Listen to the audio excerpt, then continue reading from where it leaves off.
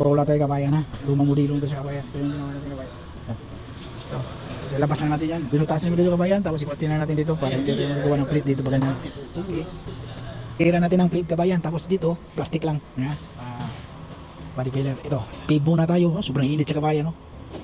Hindi pa tuyo eh. Sobrang init siya. Tapos patuyo na. Grabe yun. Sobrang init. Grabe. Yan o.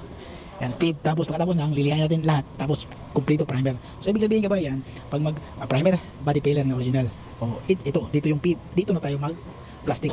Yan o. So, matatakpan siya lahat dito. Pupurin natin to, tapos patong tayo ulit, lihain. Lalaki siya liha. Palaki ng palaki.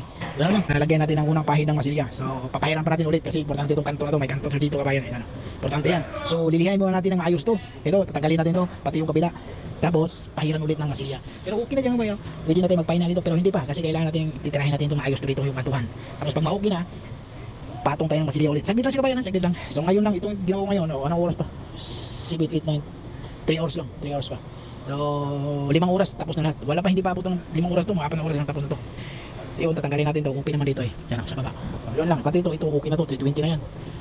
Okay, mo yun, kabayan, tingnan mo kabayan yung kantuhan dito. So okay na yan, check na natin yan. Perfect yan, may line yan, may line yan dito kabayan. Pagkita ko sa inyo yung line, yung dito, okay,